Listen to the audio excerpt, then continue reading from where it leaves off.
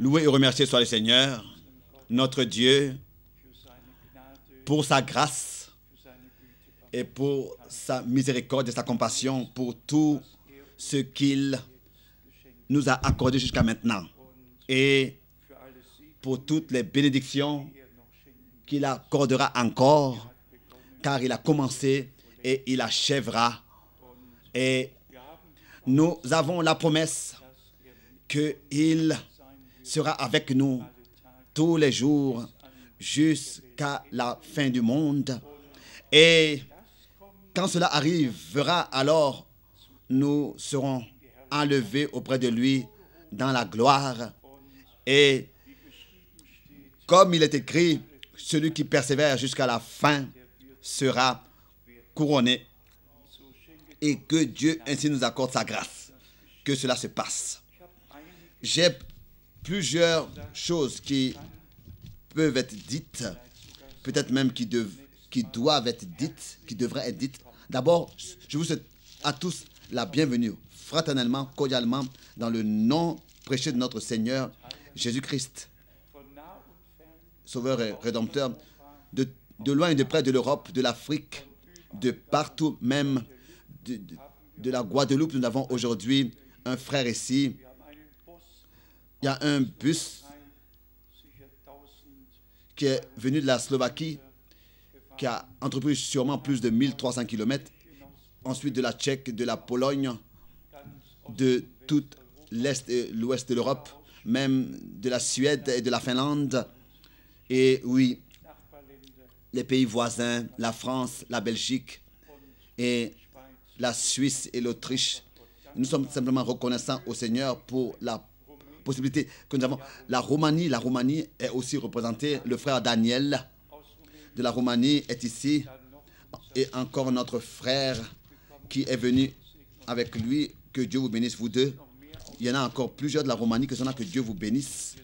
Nous sommes simplement très, très reconnaissants de ce que Dieu appelle à sortir de tous les peuples, les langues et les nations. Et que nous avons la grâce d'appartenir à ceux qui, maintenant, réellement, ont entendu sa voix, son appel, et ont suivi l'appel, ont répondu à l'appel. En septembre, Dieu a accordé sa grâce à ce grand voyage au fin fond de... Donc, à Singapour et particulièrement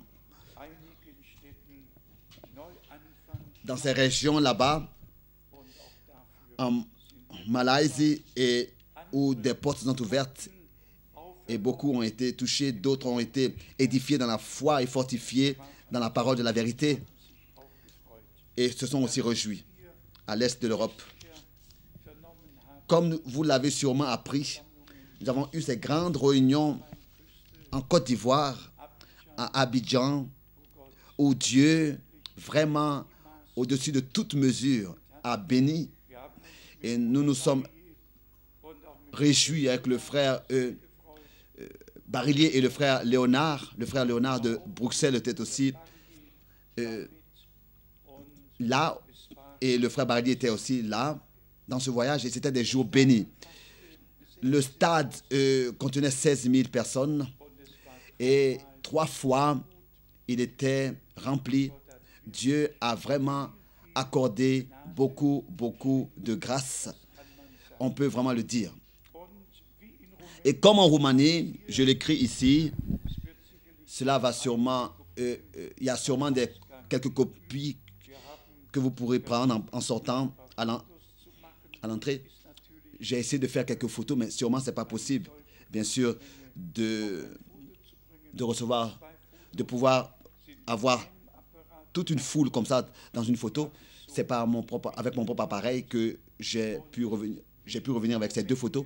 Mais comme en Roumanie, c'est ainsi aussi avec plusieurs photos. Donc là-bas aussi à Abidjan, alors que je voyais ces milliers et ces milliers de personnes, cette grande foule, milliers et milliers de personnes, je voulais savoir qui ils sont. Et là aussi, j'ai demandé combien croient par conviction la parole de Dieu pour cette époque, pour cette cette époque et sont baptisés bibliquement au nom du Seigneur Jésus-Christ. Et toutes les mains se sont levées, sans exception. Sans exception, nous avons tous regardé. Les photos ont été prises. Alors c'est vraiment puissant. Quelle moisson Dieu récolte dans les pays de l'Afrique d'une manière particulière. Et c'est vraiment merveilleux. En Europe, les gens font toujours plus, sont toujours en train de se détourner, de s'éloigner de la foi. On entend partout, le nombre a été désigné. Partout, il y a des bâtiments religieux qui sont vendus, des églises qui sont vendues, des églises évangéliques qui sont vendues parce qu'elles sont vides. Il n'y a plus personne qui vient. Mais voilà, en Afrique, ce sont des milliers et des milliers qui remplissent un stade, qui viennent et qui ont écouté la parole de Dieu. Et je dois encore faire cette remarque. Alors que le frère Barillier et moi, il y a 35 ans d'ici, pour la première fois, nous étions là-bas et que nous avions voyagé de ville en ville et que nous avions prêché la parole de Dieu. Dieu a pu susciter là-bas sur place des frères qui ont porté la même parole et qui l'ont ensemencée durant toutes ces différentes années. Et nous avons toujours de nouveau entrepris des visites là-bas. Mais qu'une telle foule de personnes nombreuses viendraient au Réunion, cela a dépassé toute mon attente. Toute mon attente. Bien, mes frères et sœurs, nous avons assez de raisons pour remercier Dieu qui, de tous les peuples et les langues et les nations, appelle à sortir. Nous avons en Tchèque, nous l'avons vu en Tchèque, nous l'avons vu en Slovaquie, nous le voyons partout, que le Seigneur appelle les siens. Et comme souvent nous avons eu à le dire, celui qui maintenant écoute son appel, entend son appel, l'entendra aussi quand les trompettes de Dieu retentiront et que la voix de l'archange retentira. Celui qui maintenant n'écoute pas, n'entend pas sa voix, son appel, n'entendra pas non plus. Celui qui l'entend maintenant l'entendra quand il reviendra. Et nous avons aussi beaucoup de salutations à remettre. Le frère John de Bucarest nous envoie des salutations et écrit: frère Franck, ceux qui avaient levé leurs mains lors de la réunion pour se laisser baptiser lors de ton passage sont venus tous après ton départ et le baptême a pu avoir lieu. Les baptêmes ont pu avoir lieu. Aussi, c'est un témoignage merveilleux pour la gloire de Dieu. Nous avons aussi des salutations du monde entier, réellement du monde entier. Et particulièrement aussi là, puisque nos frères de l'Afrique, qui particulièrement dans les pays de langue française, sont liés avec nous. Et là, nous remercions notre frère Alexis Barillier et nous remercions particulièrement notre frère Jean qui en haut là-bas est assis et traduit. Seulement cette courte remarque. Il y a beaucoup d'années en arrière, le frère Franck, d'années passées, le frère Franck avait entrepris une visite à Bad Woudersberg, à Bonn. Et là-bas, à l'époque, était le papa de Jean, l'ambassadeur du pays dans notre pays. Oui. Et Dieu a touché le cœur de ce jeune homme. Ma visite chez l'ambassadeur de la Côte d'Ivoire en Allemagne, il y a beaucoup d'années passées, a eu pour suite que Jean, aujourd'hui, n'est pas seulement croyant, mais peut être un ustensile exceptionnel. Est-ce que les chemins de Dieu ne sont pas merveilleux? Est-ce que le Seigneur ne conduit pas les choses de manière merveilleuse? Bien, mes frères et sœurs, nous pourrions rendre témoignage de comment est-ce que les chemins de Dieu sont merveilleux, les voies de Dieu. Et cela dans tous les peuples, les langues et les nations. Les voix de Dieu. Je parle toujours des prémices, du premier fruit. Quand des personnes ont besoin de temps de réflexion pour se poser la question, pour réfléchir, est-ce qu'ils doivent croire ou pas? Avec de telles personnes, Dieu ne peut pas faire beaucoup de choses. Il a seulement des difficultés avec eux. Mais celui qui peut de tout son cœur croire, lors de la première fois croire, il a reçu un cadeau de Dieu pour toute éternité.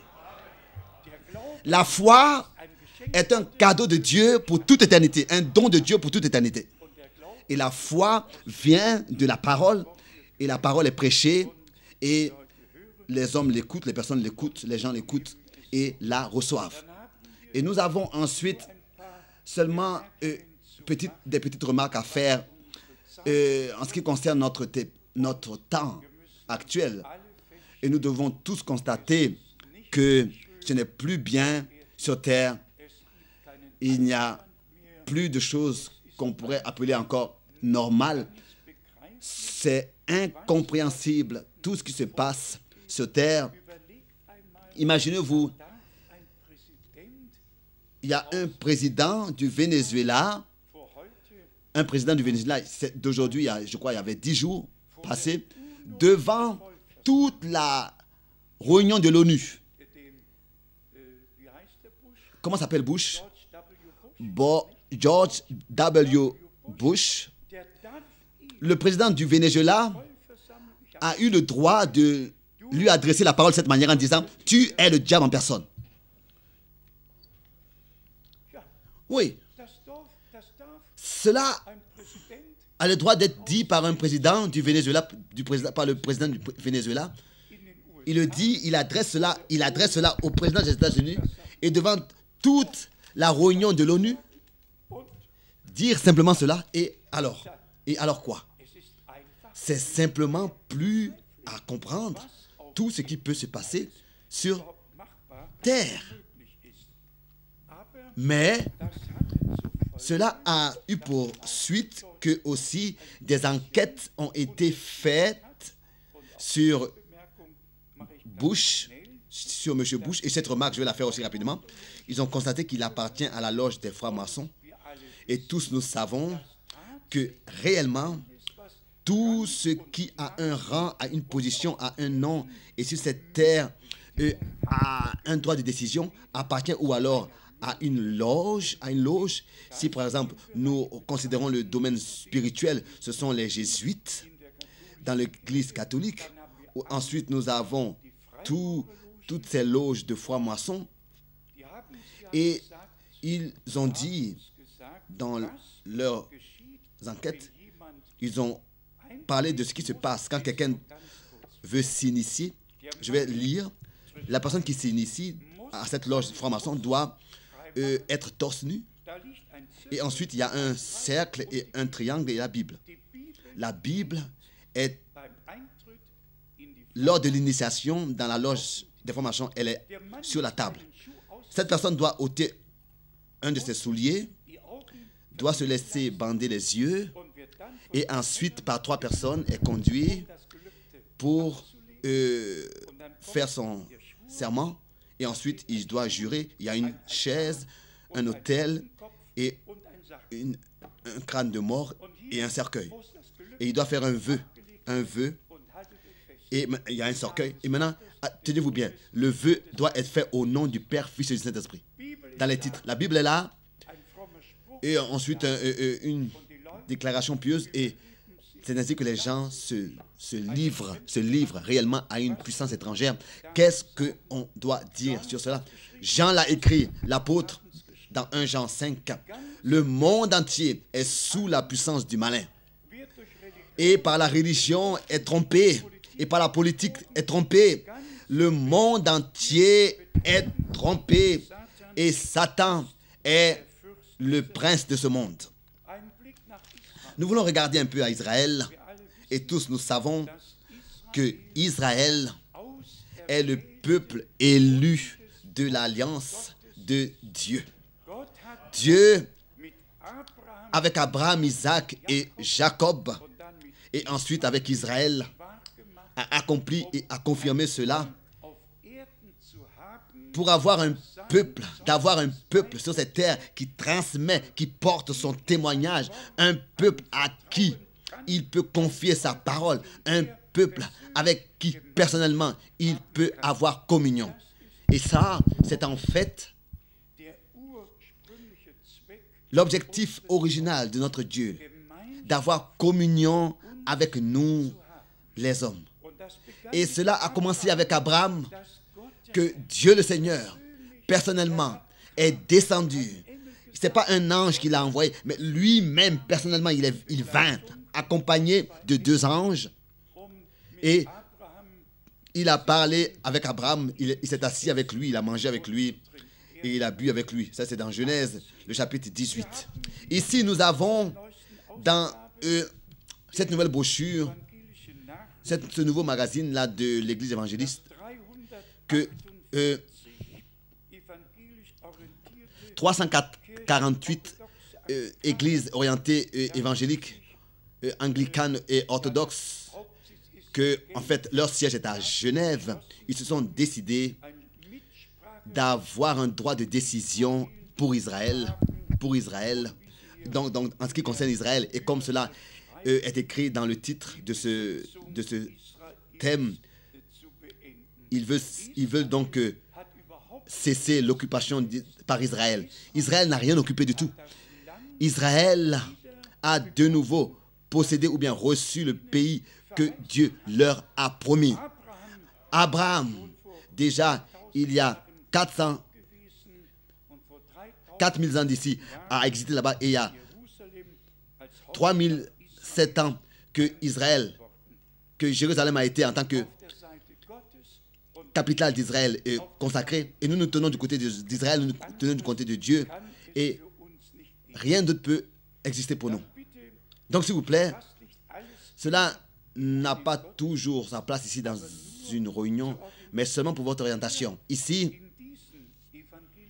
dans ce journal évangélique appelé Edia Spectrum, il y a un Autrichien appelé Seibel qui a écrit un article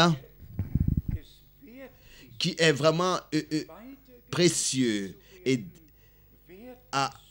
qui est vraiment digne qu'on puisse le transmettre, le donner et en parler. Il a parlé du culte rendu à Marie, il a parlé contre cela, il a aussi parlé aussi pour le sujet de la conviction de notre foi, la certitude de notre salut. Et ensuite, il a dit autre chose. Je lis, recevoir Jésus pour eux signifie recevoir l'hostie. Tous nous savons, ou bien alors j'espère que tous nous le savons, quand un catholique reçoit l'hostie, alors pour eux, c'est Jésus-Christ en forme corporelle. Le prêtre fait la transformation et ensuite, cette personne qui reçoit sur sa langue l'hostie, ou bien met dans sa bouche l'hostie, ça veut dire que dans la foi, selon la foi de l'Église catholique, il accepte personnellement Jésus-Christ. Et c'est ce que cette personne ici dans ce magazine reproche.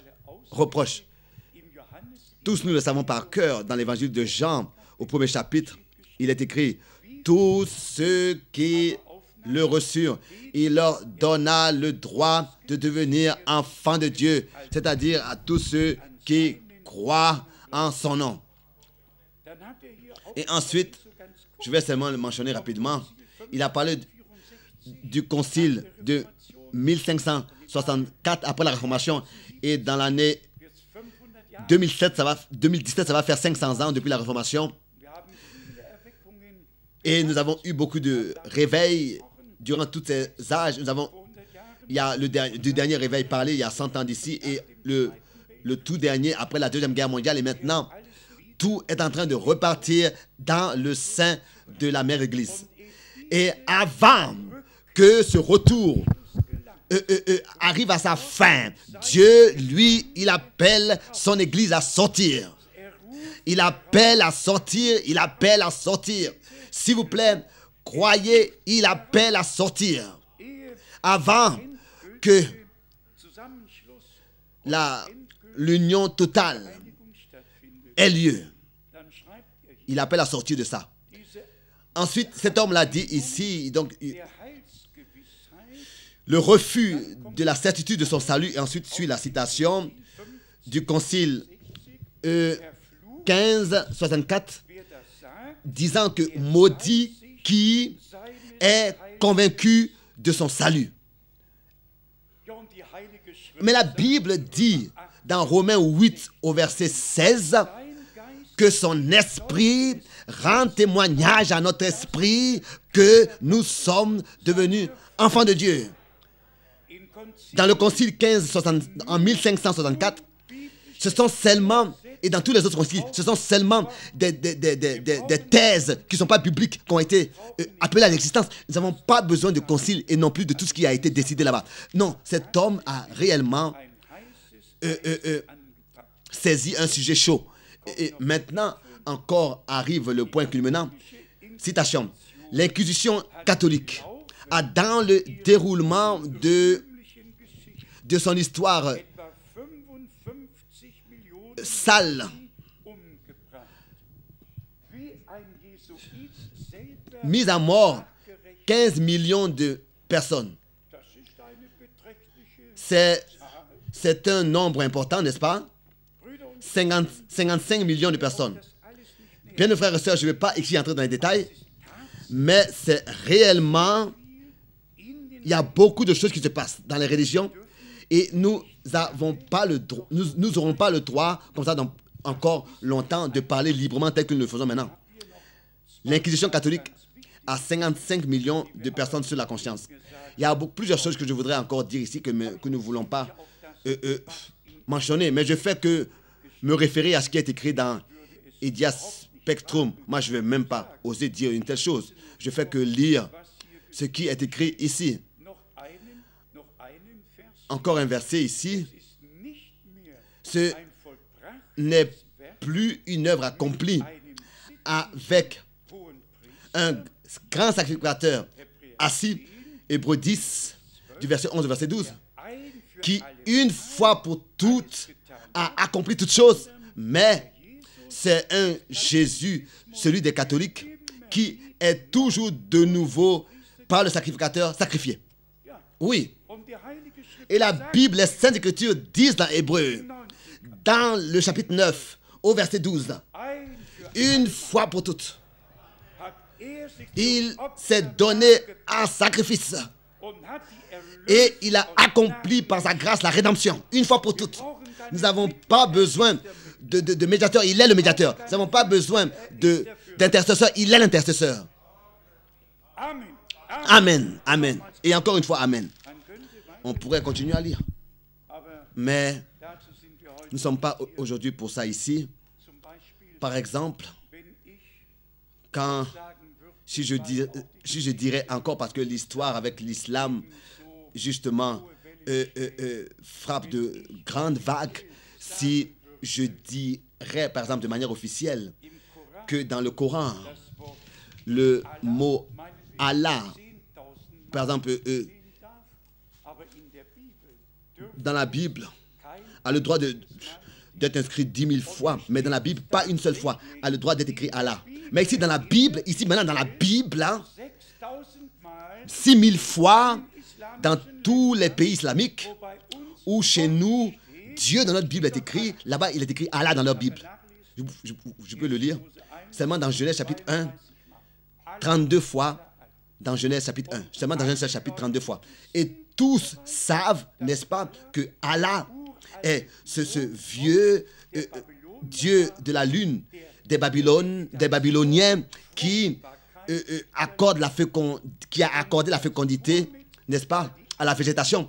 Et alors que Mahomet avait détruit tous les autres dieux, il a déclaré le Dieu de sa tribu en tant que le seul vrai Dieu.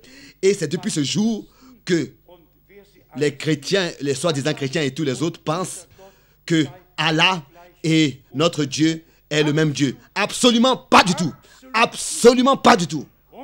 Notre Dieu est Elohim, Le Dieu Tout-Puissant. Le Dieu Tout-Puissant. Oui. Mais, vous l'écoutez dans les nouvelles, nous avons tous le même Dieu. Juifs, chrétiens et musulmans, non, nous n'avons pas le même Dieu. Le Dieu d'Israël est un seul Dieu. Il n'est pas une trinité. Il n'est pas trois qui sont unis, mais il est un seul Dieu. Écoute, Israël est unique. Le Seigneur ton Dieu est un seul, est une seule personne, est unique. Il a.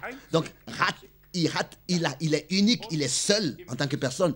Et dans le christianisme, ils disent qu'il y en a trois qui sont unis d'éternité en éternité déjà. Trois sont trois, s'il vous plaît, et un est un. Un ne peut pas être trois. Et nous croyons à un seul Dieu qui s'est révélé à nous en tant que Père au ciel et dans son Fils seul, engendré par lui sur terre et en nous par le Saint-Esprit. Jésus-Christ est l'engendré du Saint-Esprit né de Marie, Fils de Dieu. Il est venu dans la chair parce que nous sommes dans la chair et il a dans son corps de chair accompli la rédemption. Pour nous accomplir la rédemption. Et c'est ainsi qu'il nous a, pas qu'il va nous, mais il nous a donné la position de fils. L'adoption, il nous a accordé l'adoption. Nous sommes fils et filles de Dieu, devenus par la foi en Jésus-Christ, le Fils de Dieu. Et c'est ainsi que les choses restent et demeurent valables. Nous allons toujours de nouveau, et nous allons jamais changer le témoignage des Écritures. Nous allons enseigner et croire comme le dit les Saintes Écritures jusqu'à ce que le Seigneur revienne. À cela, Dieu nous a déterminés. À cela, il nous a mis à part et il nous a consacrés pour que nous puissions le servir et le suivre et que sa volonté par notre vie ait lieu. Mais, pour encore une fois, pour finir ce côté-là du sujet, le mélange est grave. Tout est mélangé et personne ne se retrouve si ce n'est que Dieu nous fait grâce et miséricorde et nous accorde sa grâce. Sinon, personne ne peut se retrouver. Et ensuite, nous venons, n'est-ce pas, à ce point important, à ce que la parole de Dieu, elle nous signifie. C'est-à-dire, elle nous signifie tout en tous. Tout en tout. Si ta parole n'était plus valable, sur quoi est-ce que ma foi devrait se reposer? Pour moi, il ne s'agit pas de 1000 mondes, mais de mettre ta parole en pratique. Et de mettre ta parole en pratique. Aujourd'hui, nous allons aussi avoir le souper du Seigneur. Et nous voulons avant, n'est-ce pas, lire quelques versets bibliques. Le premier, dans Deutéronome. Deutéronome, chapitre 27. Deutéronome, chapitre 27, à partir du verset 9 et 10. Moïse et les sacrificateurs, les Lévites, parlèrent à tout Israël et dirent: Israël, sois attentif et écoute. En allemand, Israël, observe dans le silence et écoute. Donc, le peuple d'Israël doit se taire. Le peuple devait se taire et écouter. Et en cela aussi, nous devons nous habituer que nous puissions, dans les choses spirituelles, ne pas pouvoir parler, mais laisser Dieu parler dans les choses spirituelles. C'est pas, nous n'avons pas le droit de parler. Le peuple devait se taire et observer et écouter Dieu parler. Écouter ce que Dieu, le Seigneur, a à dire à son peuple par sa parole. Ensuite, aujourd'hui, tu es devenu le peuple de l'Éternel, ton Dieu. Bien, mes frères et sœurs, il y a des jours dans notre vie où quelque chose de particulier se passe. Et c'est ainsi que c'était aussi ici avec Israël. C'était un jour particulier. Il y a eu des jours particuliers de la visitation de grâce de Dieu. Il y avait eu le jour de l'alliance. Il y avait eu le jour où la loi a été donnée. Il y avait eu les ordonnances et les commandements que Dieu avait fait pour son peuple. Et aujourd'hui, ici, il est parlé aussi aujourd'hui. Dans ce jour d'aujourd'hui, tu es devenu en allemand, dans ce jour d'aujourd'hui, tu es devenu le peuple de Dieu, le peuple de l'Éternel, ton Dieu. Aujourd'hui,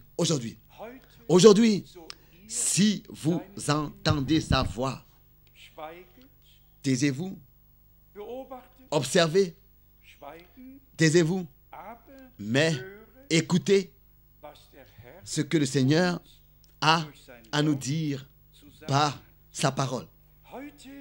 Aujourd'hui, nous sommes en tant qu'une communauté ici réunie et il y a des difficultés partout.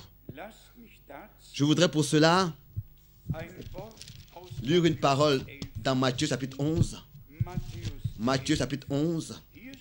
Ici, il est écrit à partir du verset 28 jusqu'au verset 30. Matthieu 11, verset 28 jusqu'au verset 30. Venez à moi, vous tous, qui êtes fatigués et chargés, et je vous donnerai du repos. Prenez mon joug sur vous et recevez mes instructions, car je suis doux et humble de cœur, et vous trouverez le repos pour vos âmes. Dans cette réunion, dans ce culte, il faut que quelque chose se passe et quelque chose va se passer. Nous venons au Seigneur tel que nous sommes. Un culte rendu à Dieu accomplit son objectif et sa signification quand tous viennent au Seigneur et lui disent leurs requêtes et sont exaucés, repartent à la maison et reçoivent la réponse à leurs prières et expérimentent ce qu'ils attendaient du Seigneur et ce dont ils avaient besoin. Voilà l'objectif d'un culte. Ici, il est dit, venez à moi, vous tous, qui êtes fatigués et chargés, et je vous donnerai du repos pour vos âmes. Si il y a des frères et sœurs et des amis parmi nous qui n'ont pas encore reçu la paix, trouvé la paix avec Dieu, et qui ne sont pas encore venus dans le repos en Dieu, que aujourd'hui cela se passe. La parole de la croix et du crucifié sont aujourd'hui une puissance de Dieu. C'est-à-dire d'écouter simplement la parole de Dieu et la croire. Dans Matthieu 12, il nous est tout de suite donc dit au verset 15, Matthieu 12, verset 15, mais Jésus, l'ayant su, s'éloigna de ce lieu. Pour moi, il s'agit surtout de la deuxième partie de ce verset. Ensuite, à partir de maintenant, une grande foule le suivit. Il guérit tous les malades, qu'il guérit tous. C'était ainsi dans les jours de notre Seigneur que ce n'était pas ceux qui étaient fatigués, mais ceux qui étaient dans les besoins. Et qui sont... Donc, ce n'était pas ceux qui n'étaient pas fatigués, mais c'était ceux qui avaient des besoins, qui se sont réunis autour du Seigneur. Et ils ressentaient que de lui sort quelque chose. Ce sont ceux qui étaient fatigués et ceux qui étaient chargés, qui sont venus au Seigneur, qui l'ont entouré et qui ont reçu de lui ce dont ils avaient besoin. D'abord, venez à moi, Et ensuite, une grande foule le suivit.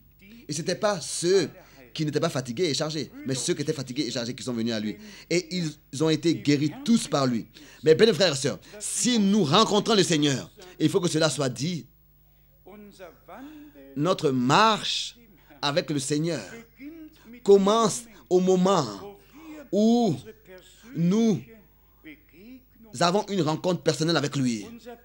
Notre salut personnel avec lui. Notre conversion. Notre nouvelle naissance. Que nous aussi, nous puissions, par l'expérience faite avec lui, suivre le Seigneur. Beaucoup le suivaient, mais écoutez s'il vous plaît attentivement, il guérit tous. Il les guérit tous. Il guérit tous les malades. Ici, il n'est pas dit, et il guérit plusieurs, ou bien alors il guérit beaucoup, mais il guérit tous. Tous ceux qui étaient malades. Est-ce qu'il est aujourd'hui le même? Est-ce qu'il est aujourd'hui le même? Si nous sommes réellement des disciples, si nous le suivons, nous avons ce droit divin de rejeter la maladie et d'accepter la guérison. De refuser la maladie et d'accepter la guérison. Et de recevoir la guérison. Ça, c'est notre droit divin, si nous suivons le Seigneur. Je le répète encore une fois. Notre droit divin est de refuser, de renier, de refuser la maladie. Elle ne nous appartient pas. Elle n'a pas de place dans notre corps. De rejeter avec une colère intérieure les symptômes de la maladie. De les renier, de les refuser. Mais dans la foi, de refuser la maladie et d'accepter la guérison. Pourquoi est-ce que nous pouvons refuser et rejeter la maladie? Parce qu'elle ne nous appartient pas. Elle n'est pas à nous. Parce que le Seigneur l'a portée. Ces symptômes-là, c'est un mensonge. Ce qui est vrai, c'est qu'il a porté nos maladies. Il a porté toutes nos maladies sur lui. Et c'est ainsi qu'il les a portées sur le bois de la malédiction. Il est devenu pour nous malédiction. Et c'est ainsi qu'en lui, nous avons le droit d'avoir toute la rédemption, c'est-à-dire le salut de notre âme et la guérison de notre corps. Les deux nous appartiennent par l'œuvre accomplie de la rédemption à Golgotha, sur la croix. Donc, une rencontre personnelle avec le Seigneur a pour résultat qu'on devient disciple du Seigneur, on le suit, et ensuite, on a le droit d'expérimenter le Seigneur, car il est dit ici qu'il a guéri tous ceux qui le suivaient. Nous avons ce droit divin de mettre même notre doigt sur ce verset-là et de dire, bien-aimé Seigneur, tu m'as appelé à toi. Je suis fatigué et chargé, venu à toi. Tu m'as accordé du repos pour mon âme. Tu m'as accordé la paix avec Dieu. Mais maintenant, j'ai besoin de guérison. Et cette guérison-là, tu me l'as aussi accordée. Elle nous appartient sur le fondement de l'œuvre accomplie de la rédemption à Golgotha, sur la croix. Vous pouvez encore, dans le Nouveau Testament, dans 1 Pierre, le chapitre 2, au verset 24 et 25, lire que dans notre Seigneur, ces deux choses-là ont eu lieu, la rédemption et aussi la guérison. Ensuite, nous avons dans Amos 3, le verset 3, cette parole merveilleuse. Comment est-ce que deux peuvent marcher ensemble s'ils ne se sont pas accordés, s'ils ne se sont pas rencontrés? Ils se sont rencontrés et ainsi ils marchent ensemble. Ça, c'est en relation avec la parole que Dieu ne fait rien sans avoir révélé son conseil, son secret, son mystère à ses serviteurs les prophètes. Amos 3, verset 3. Deux hommes marchent-ils ensemble sans s'être rencontrés, sans s'être concertés, ou alors sans s'être rencontrés? Avant de pouvoir marcher ensemble, il faut s'être rencontrés l'un avec l'autre. C'est ainsi avec nous et avec le Seigneur. D'abord la rencontre avec lui, Bien, mes frères et sœurs, ça ne nous sert à rien de lire que Enoch marchait avec Dieu.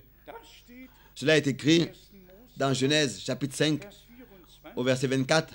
Et en fait, Enoch était un homme marié. Il avait des fils et des filles. Mais Enoch marchait avec Dieu. Enoch marchait avec Dieu. Au milieu de toutes les circonstances difficiles de la vie, chaque homme peut marcher avec Dieu si ici est accompli que nous avons eu une rencontre avec Dieu et que sur son chemin, nous le suivons.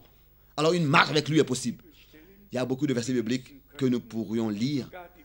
Même ce verset biblique dans Hébreux, le chapitre 11, où il est réellement écrit que Enoch, subitement, fut enlevé. Subitement. Sans que cela lui soit annoncé auparavant, ou bien que cela soit annoncé auparavant. Enoch marcha avec Dieu et ensuite il est dit subitement. Il ne fut plus trouvé. Il fut enlevé. Faisons mention de notre temps, cela de la même manière aussi. Celui qui marche avec Dieu maintenant sera au moment arrivé du retour du Seigneur Jésus-Christ, sera réellement, comme venant du ciel, surpris. Cela aura lieu en un clin d'œil, subitement.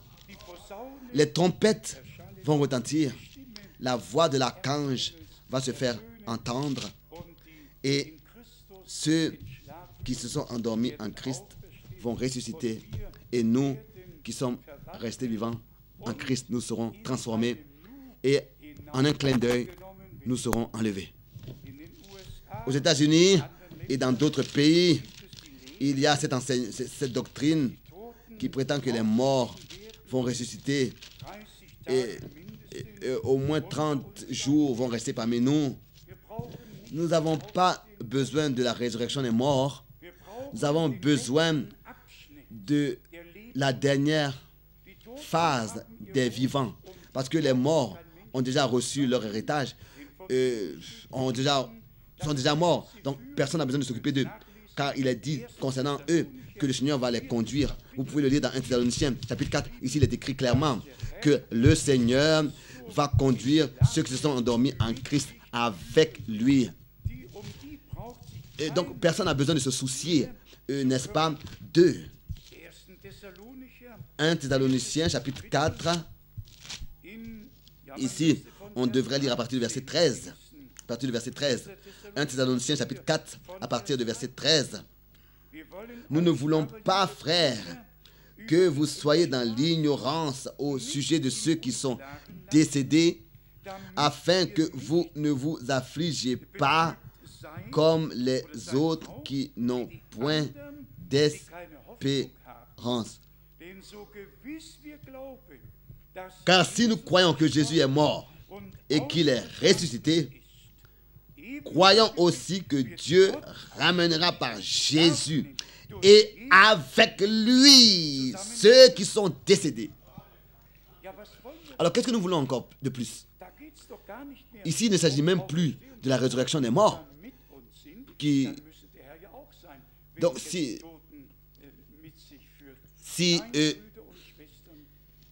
ils sont là avec nous, alors le Seigneur doit être aussi déjà là avec nous, puisqu'il va les ramener avec lui. Non, mes bien frères et sœurs, ici, seulement est valable la véritable parole de Dieu. Aucune imagination ou bien idée humaine, mais ce que Dieu, dans sa parole, a dit. Si la résurrection des morts a déjà eu lieu, donc où est le Seigneur ressuscité avec eux? Pour nous, est seulement valable ce qui est écrit dans sa parole. Nous avons encore mentionné cela dans 1 Thessaloniciens, n'est-ce pas? Il est écrit que notre Seigneur reviendra et alors là, dans ce contexte, il n'est même plus parlé de la résurrection des morts dans 1 Corinthiens 15. Mais il est dit, 1 Corinthiens 15, il est dit que la mortalité va revêtir l'immortalité, la corruptibilité va revêtir l'incorruptibilité et nous serons transformés. 1 Corinthiens 15, verset 20. Mais ici est le point important qui doit être encore dit. Chaque fausse doctrine et enseignement apporte des divisions et fait en sorte que des personnes s'égarent et sont égarées. Chaque vrai enseignement nous unit dans l'esprit, dans la parole et dans le Seigneur et nous conduit dans l'unité de la foi et de la connaissance de Jésus-Christ, notre Seigneur. Pour nous qui avons ce grand privilège, c'était dans 1 Corinthiens 15 à partir du verset 42-43, pour nous qui avons ce grand privilège de croire comme le dit les Saintes Écritures, et nous avons écrit sur ces choses. Il ne s'agit pas seulement de rester à un seul verset, mais d'aller au suivant, et encore de nouveau au troisième, au quatrième, au suivant, pour que tout sujet soit confirmé par toutes les Écritures, et que nous avons une vue d'ensemble sur la signification de ces choses, de tous les différents angles, et une vue d'ensemble par la grâce de Dieu. C'est simplement ainsi que Dieu l'a conduit ainsi. Et aussi, ça, nous avons eu à écrire là-dessus. Ce n'est pas tout qui est écrit dans un seul verset, mais est réellement éparpillé dans toutes les Écritures, les Saintes Écritures. Et celui qui regarde exactement, et mes bien-aimés frères et sœurs, ça je le dis en me référant aux citations de Frère Branham. Frère Branham a fait que voulu dire ce que les Saintes Écritures disent. Mais quand, par exemple, il s'agit d'Apocalypse 10, de ce chapitre, il s'est toujours de nouveau référé.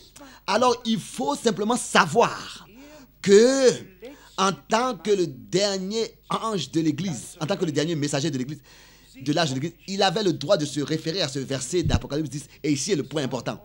Et je vous le dis, ce n'est pas un grand mystère.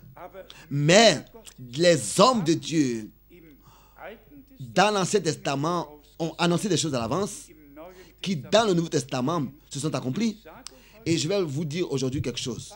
Par exemple, le prophète Malachi, par exemple, a prophétisé, voici, je vous envoie le prophète Élie avant que le jour terrible et redoutable de l'Éternel vienne. On peut le lire. Ensuite, ce jour-là, redoutable et terrible, est décrit en tant que jour de colère, en tant que jour de vengeance. Le jour du Seigneur est décrit dans tous ses détails, particulièrement dans le prophète Ésaïe. Il est décrit, même dans Ésaïe 61, il est parlé de l'année de grâce et ensuite, directement après, le jour de vengeance de notre Seigneur, dans un seul verset. Mais dans Luc 4, la deuxième partie, le jour de vengeance n'est plus inscrit, mais seulement la première partie, l'année de grâce, l'année agréable du jubilé de notre Seigneur, annoncé cette année. Mais la deuxième partie, le jour de vengeance, n'est plus écrit dans Luc 4. Mais pourquoi? Parce que, autrefois, ce n'était pas ce qui était valable. Le jour de vengeance est encore dans le futur, devant nous. Autrefois, à l'époque du Seigneur, c'était le jour de l'année de... C'était le jour de la grâce, l'année de la grâce qui était devant nous. Et il a lu seulement le verset qui s'accomplissait. Et alors Pierre, dans sa première prédication, dans Actes des Apôtres, chapitre 2, si nous considérons cela, oui, il a fait de ce jour terrible et redoutable un jour glorieux. Un jour glorieux. Et maintenant, c'est à vous. Qu'est-ce que vous dites? Oui. Lisez-vous. Ouvrez vos Bibles. Ouvrez vos Bibles et lisez Actes des Apôtres, chapitre 2, verset 20. Ici, il est dit, concernant le jour glorieux, d'autres versets même disent, d'autres écritures disent le jour particulier, le jour glorieux, le jour grand. Mais oui, de quoi il s'agit ici? La première partie, tout à fait bien citée de l'Ancien Testament, dans Actes des Apôtres 2, par Pierre, je vous le lis. Actes des Apôtres, chapitre 2, à partir du verset 20. Le soleil se changera en ténèbres et la lune en sang avant l'arrivée du jour du Seigneur, de ce jour grand et glorieux. Dans l'Ancien Testament, il est parlé de ce jour grand, terrible et redoutable. Mais ici, ce jour grand et glorieux. Alors quoi? Qu'est-ce que c'est ça? Et les deux sont vrais. Et ces deux sont justes et corrects. Pour nous, les croyants, c'est le jour le plus glorieux. Et ce qui va suivre après nous sera un jour terrible. Les deux sont vrais. Mais il s'agit du départage. Il faut que cela soit enseigné de manière biblique et exactement pour qu'il soit montré au peuple de Dieu. Dans quel contexte et où et quoi appartient à quoi. Chaque citation doit être mise à sa place. Et ensuite, ça continue dans 1 Corinthiens. Le premier chapitre, Paul a directement parlé de ce jour glorieux de Jésus-Christ dans 1 Corinthiens chapitre 1. Il avait le droit de le faire. Parce que ici, il s'agissait de l'Église. Pas de la vengeance et de la vengeance et de la colère qui va venir après l'enlèvement. Mais il s'agissait de nous qui sommes devenus croyants. Et c'est peut-être raison que la première partie est l'enlèvement, notre achèvement. Et ensuite, c'est un jour glorieux. Donc, pour nous, ce ne sera pas un jour terrible pour nous, le jour du Seigneur. Ce sera un jour glorieux pour nous, les croyants, le jour du Seigneur. Oh, matin glorieux, quand Jésus vient. Mais je veux seulement dire, Pierre avait l'Église devant ses yeux. Il n'avait pas parlé, il n'avait pas vu à la fin où le jour du Seigneur va apparaître, la colère de notre Dieu, la vengeance, où les éléments vont exploser. Comme c'est écrit dans 2 Pierre chapitre 3.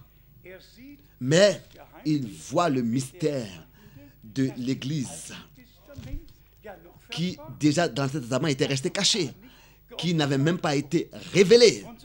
Et c'est ainsi que nous voyons dans notre temps le ministère de frère Branham. Comment est-ce qu'il a utilisé les Saintes Écritures et qu'il a exposé les choses à leur place pour nous donner l'introduction dans le conseil de Dieu. Laissez-moi lire dans 1 Corinthiens, le chapitre 1. Ici, il est écrit, à partir du verset 7, à partir du verset 7 et 8, de sorte qu'il ne vous manque aucun don dans l'attente où vous êtes de la manifestation de Dieu, de notre Seigneur Jésus-Christ. Il vous affermira aussi jusqu'à la fin pour que vous soyez irréprochables au jour de notre Seigneur Jésus-Christ. Maintenant, cela est adressé aux croyants. On pourrait dire même à l'Église épouse. Il vous affermira aussi jusqu'à la fin pour que vous soyez irréprochables au jour de notre Seigneur Jésus-Christ. Au jour de notre Seigneur Jésus-Christ, irréprochable. Dieu est fidèle. Lui qui vous a appelé à la communion de son Fils Jésus-Christ, notre Seigneur. De la même manière, Paul écrit aussi aux Philippiens et leur montre le jour de Jésus-Christ. Et ça, c'est le jour, c'est la partie glorieuse de ce jour. La partie glorieuse de ce jour. Et ça, on doit simplement le voir de cette manière, telle que l'Écriture l'enseigne. Je ne fais que mentionner ces choses pour aider, pour que nous puissions savoir que la parole de Dieu doit être dispensée correctement. Ça ne sert à personne de lire seulement un verset biblique et de le répéter.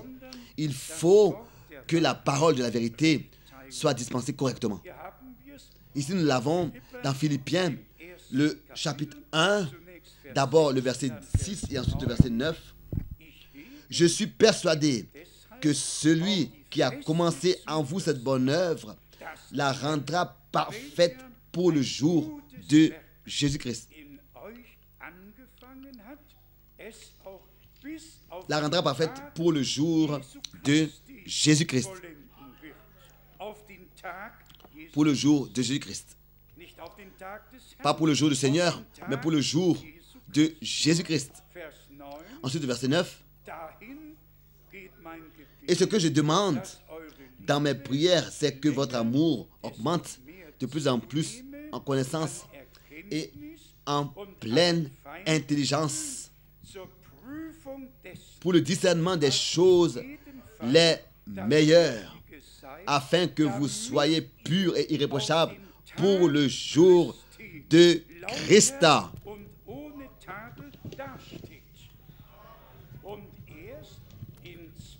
Et c'est seulement dans 2 Thessaloniciens,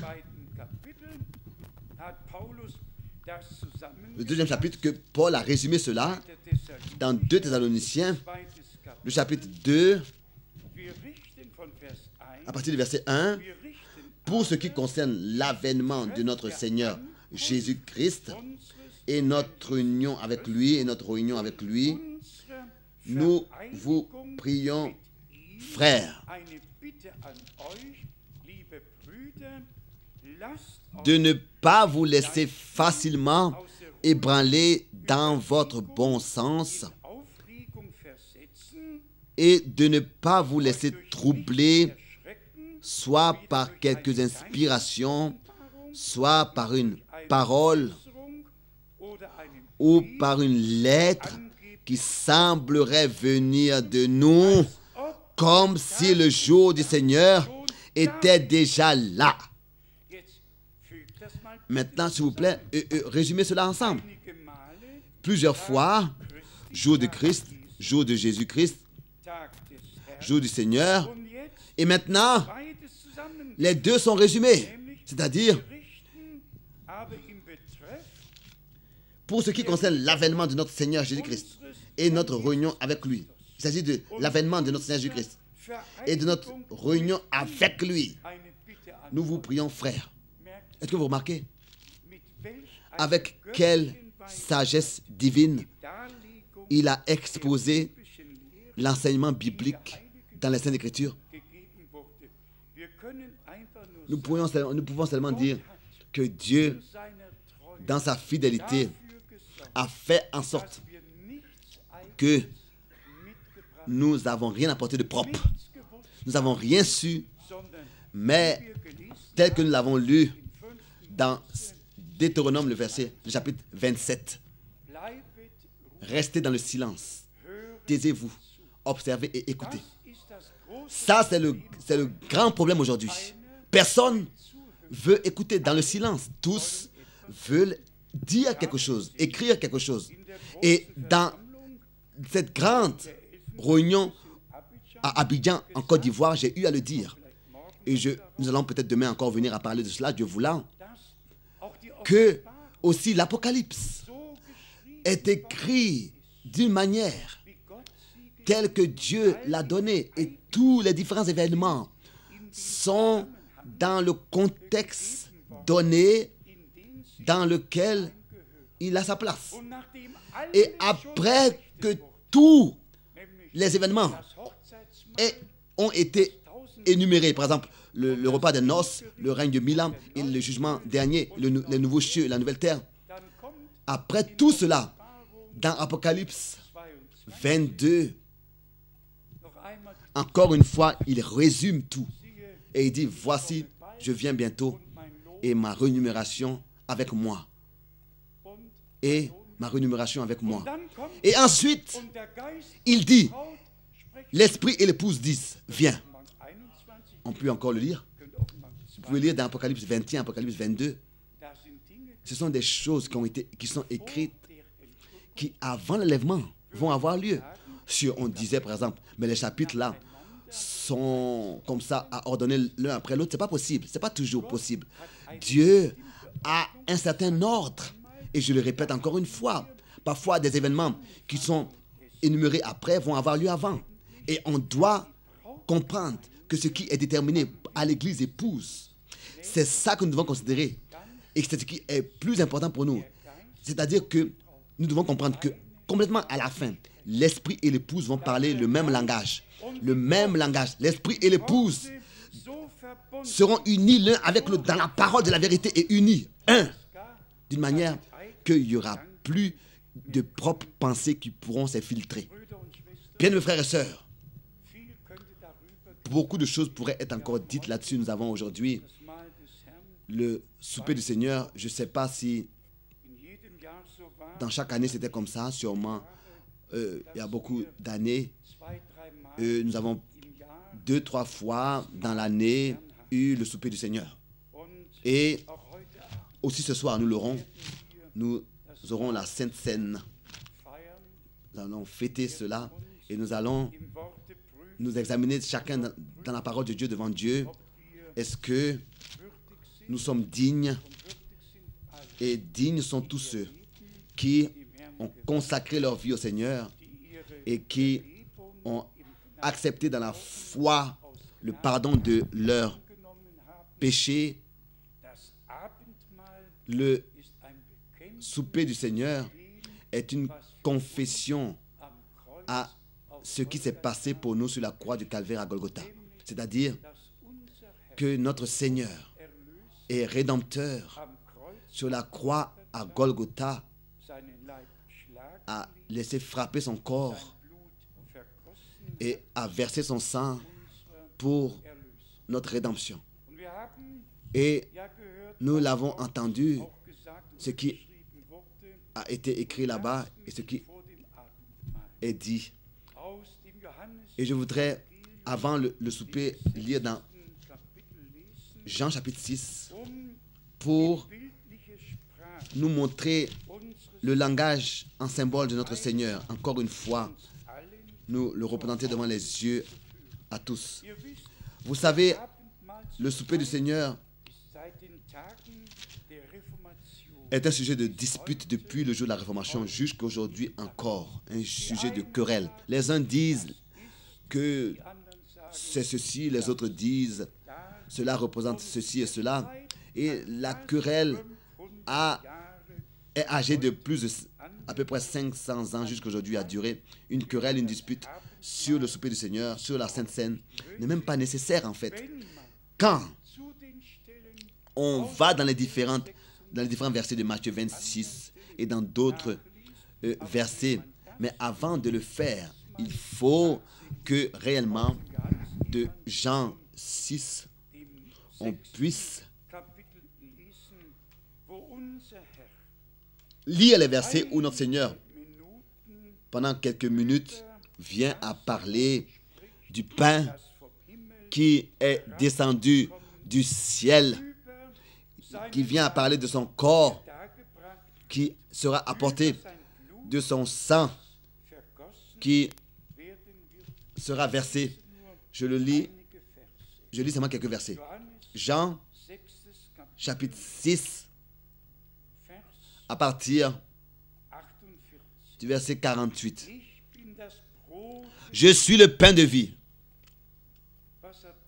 Qu'est-ce que le pain a comme signification? L'homme ne vivra pas de pain seulement, mais de toute parole de Dieu. Je suis le pain de vie. Vos pères ont mangé la manne dans le désert. Et ils sont morts. C'est ici le pain qui descend du ciel, afin que celui qui en mange ne meure point. Ici, il parle de lui-même, de son sacrifice auquel nous devons avoir part et avons la grâce d'avoir part. Le verset 51. Je suis le pain vivant qui est descendu du ciel. Si quelqu'un mange de ce pain, il vivra éternellement.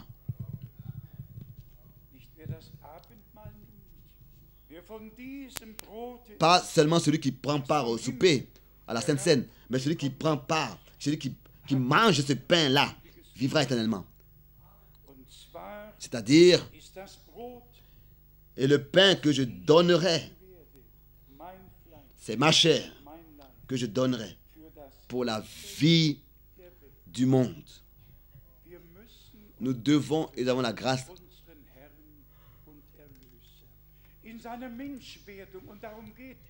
d'accepter notre Seigneur dans son humanité en tant que devenu homme. Et c'est de ça qu'il s'agit. Il n'est pas resté dans son corps spirituel. Il est venu à nous. La parole est devenue chair et a habité parmi nous. Tel qu'il s'est révélé à nous et tel qu'il nous a rachetés. C'est ainsi que nous devons l'accepter, le recevoir. Ma chair, mon corps, je vous le donne pour la vie du monde. Il a donné sa vie pour que nous ayons la vie éternelle. Cela continue encore un peu. Au verset 53, notre Seigneur parle et dit, Jésus leur dit, en vérité, je vous le dis, si vous ne mangez la chair du Fils de l'homme et si vous ne buvez son sang, vous n'avez point la vie en vous-même. Bien-aimés frères et sœurs, en lui était la vie, et la vie est la lumière des hommes. Celui qui a le Fils a la vie éternelle. Je vais vous le lire. Je vais vous le lire dans 1 Jean, le chapitre 5. 1 Jean, chapitre 5, au verset 11 et 12. Et voici ce témoignage. C'est que Dieu nous a donné la vie éternelle et que cette vie est dans son Fils. Celui qui a le Fils a la vie. Celui qui n'a pas le Fils de Dieu n'a pas la vie. Ici, parler en parabole, celui qui le reçoit, il reçoit la vie éternelle. Il a la vie éternelle, car il est le véritable Dieu et la vie éternelle. 1 Jean 5, verset 20. Ici, il est écrit encore au verset 54 de Jean 6. Celui qui mange ma chair et qui boit mon sang a la vie éternelle. Et je le ressusciterai au dernier jour.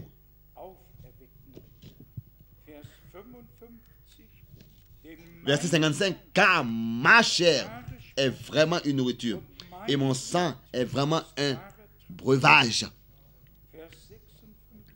Verset 56. Celui qui mange ma chair et qui boit mon sang demeure en moi et je demeure en lui. Comme le Père qui est vivant m'a envoyé et que je vis par le Père,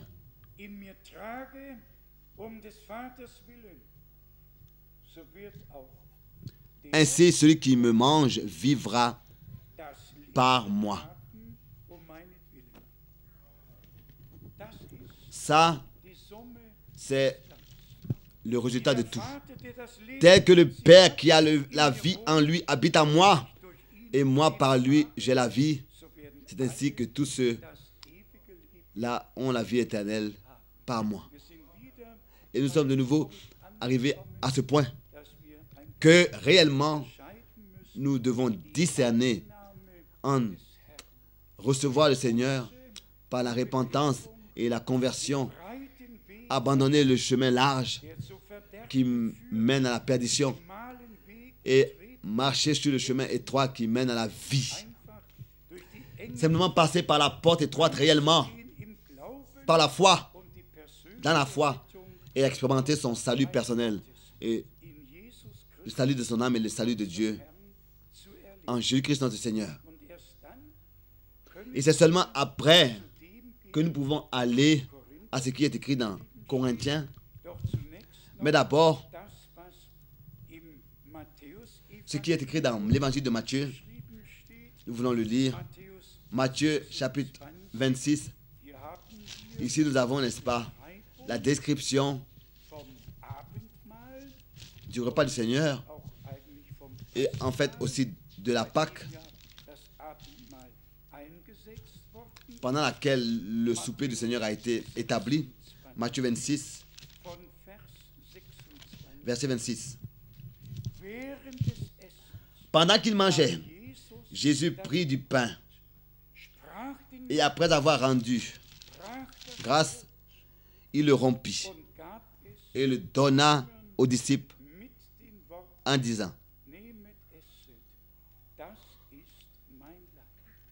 prenez, mangez, ceci est mon corps. Auparavant, il avait dit, je donne mon corps pour la vie du monde.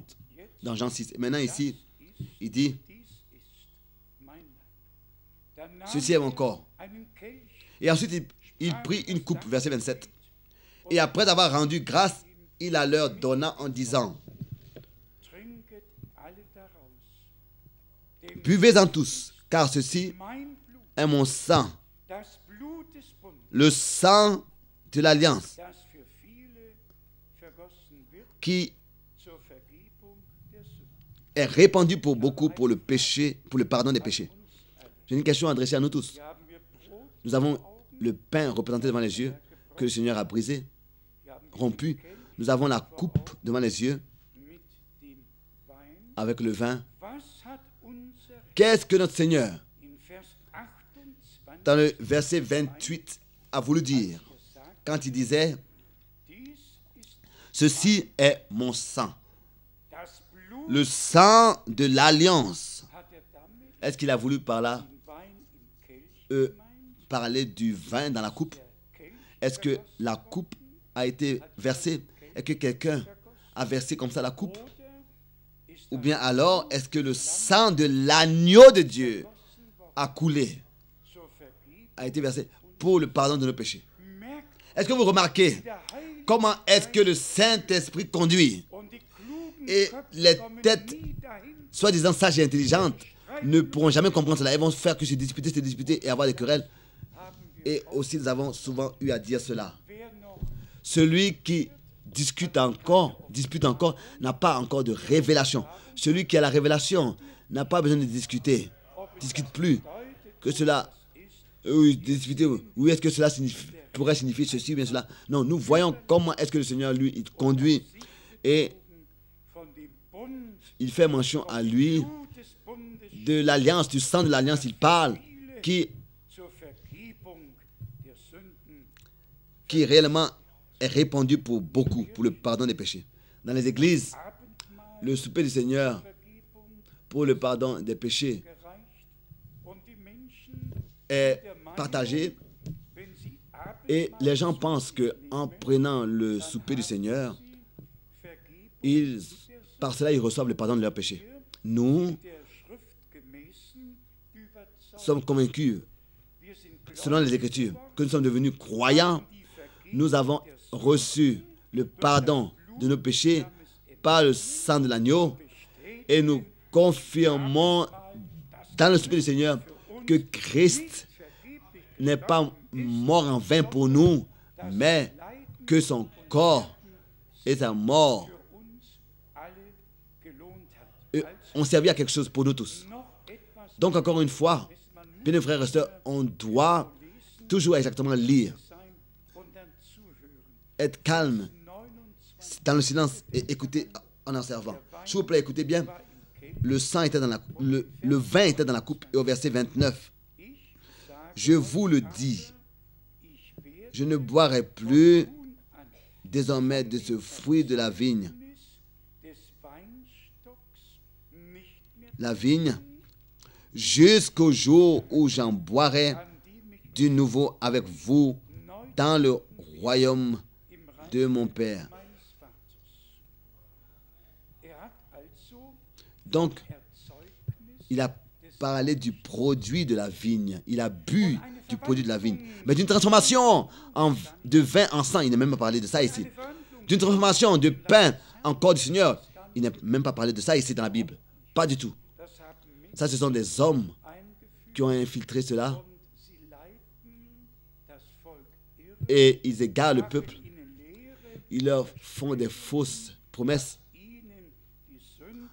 leur disant que dans le souper du Seigneur, leurs péchés leur sont remis. Non et encore une fois non. La rémission du péché, le pardon des péchés est reçu par la foi en Jésus-Christ, notre Seigneur et Rédempteur, par la foi en l'œuvre accomplie sur la croix à Golgotha. Et en fait, même dans Hébreu, il est écrit, n'est-ce pas, que notre Seigneur, en tant que grand sacrificateur, avec son propre sang, est entré dans le sanctuaire céleste. Et c'est ainsi que nous avons le trône de la grâce qui est aspergé de sang.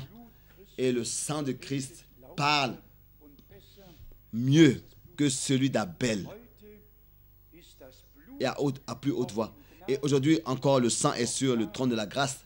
Et là aussi, on doit écrire et on doit dire que notre Seigneur, en tant que grand sacrificateur, n'a pas quitté le trône de la grâce au moment où l'agneau a pris le livre pour ouvrir les 7 sceaux. Il reste grand sacrificateur selon l'ordre de Melchisédek jusqu'à que le dernier soit sauvé et ait expérimenté son salut et sa rédemption et soit lavé dans le sang de l'agneau. Imaginez-vous, le Seigneur aurait quitté le trône de la grâce et cela en 1963, en mars, quitté le trône de la grâce alors que les sceaux furent ouverts comme beaucoup le prétendent. Non, et encore une fois non. Le sang parle pour nous. Nous sommes encore dans le temps de la grâce. Des personnes peuvent encore être sauvées. Et le plein salut en Jésus-Christ, notre Seigneur, expérimenté. Encore une parole merveilleuse de l'évangile de Marc, chapitre 14.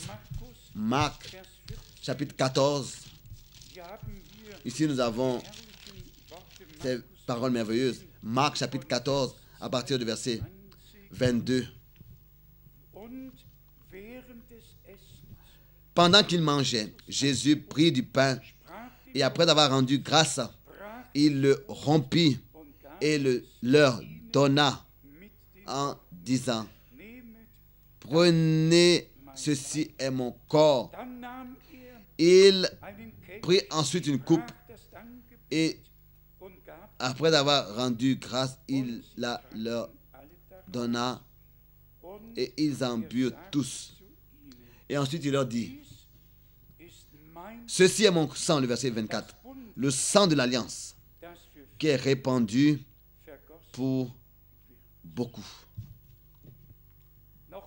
Encore une fois, que cela soit dit, et tous peuvent très bien le comprendre, tel que cela, tel qu'il parle ici en comparaison. Il a donné son sang, il a versé son sang pour que nous puissions être sauvés, pardonnés et réconciliés avec Dieu. Ça, c'était le sang de l'alliance. Mais encore ces paroles de 1 Corinthiens, on leur place ici, le chapitre 10, et dans 1 Corinthiens, chapitre 11, ces chapitres-là vont ensemble. 1 Corinthiens, chapitre 10, à partir du verset 14. C'est pourquoi, mes bien-aimés, fuyez l'idolâtrie.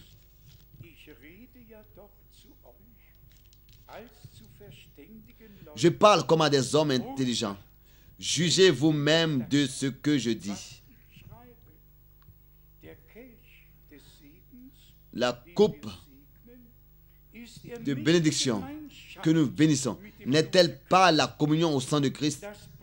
Le pain que nous rampons n'est-il pas la communion au corps de Christ? Puisqu'il y a un seul pain, nous qui sommes plusieurs, nous formons un seul corps, car nous participons tous à un même pain. Maintenant, nous avons tout ensemble. Le corps du Seigneur qui a été apporté, le pain qui a été béni, ensuite l'Église des rachetés qui forment le corps du Seigneur. Lui, la tête, lui, le chef, nous les membres. 1 Corinthiens, chapitre 12. Beaucoup de membres, mais un seul corps. Et ici, ensuite, pain et corps sont montrés ensemble. Et je le répète encore une fois. Verset 16, je le relis. 1 Corinthiens 10, verset 16. La coupe de bénédiction que nous bénissons n'est-elle pas la communion au sang de Christ? C'est de ça qu'il s'agissait. Et par le sang de Christ, avoir communion avec Dieu, recevoir la communion avec Dieu, car Dieu était en Christ et a réconcilié le monde avec lui-même. Et par la puissance de la rédemption par le sang, nous avons communion. Communion de Christ. Le pain que nous rampons n'est-il pas la communion au corps de Christ? Au corps de Christ, d'abord avec le corps qui vraiment a été apporté, et ensuite avec le corps que les rachetés en tant que toute l'Église symbolise ou bien représente. Le corps, verset 17, puisqu'il y a un seul pain, nous qui sommes plusieurs, nous formons un seul corps, car nous participons tous à un même pain. Est-ce que vous remarquez comment est-ce que Dieu accorde sa grâce et qu'il conduit toutes choses d'une manière harmonieuse, qu'il n'y a pas un seul verset qui serait contre un autre, mais chaque verset complète l'autre jusqu'à ce que l'image soit parfaite devant nous. Et maintenant encore ce verset de 1 Corinthiens chapitre 11. 1 Corinthiens chapitre 11 à partir du verset 23. Car je l'ai reçu du Seigneur à ce que je vous ai enseigné. C'est que le Seigneur Jésus, dans la nuit où il fut livré, prit du pain.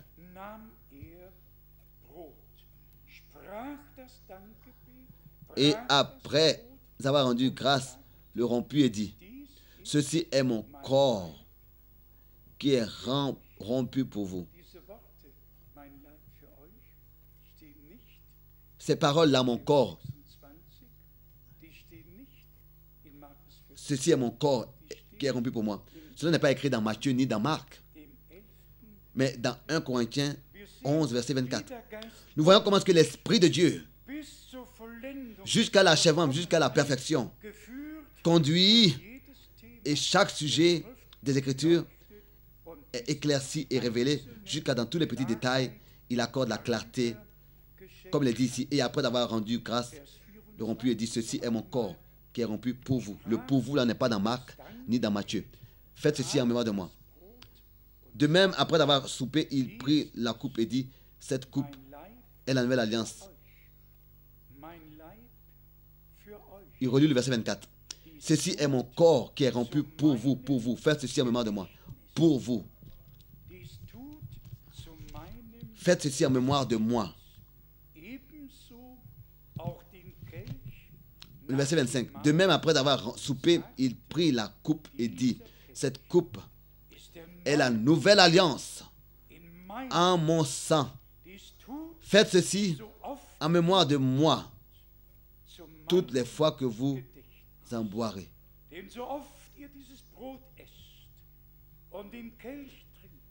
Car toutes les fois que vous mangez ce pain et que vous buvez cette coupe, vous annoncez la mort du Seigneur jusqu'à ce qu'il vienne. Verset 26.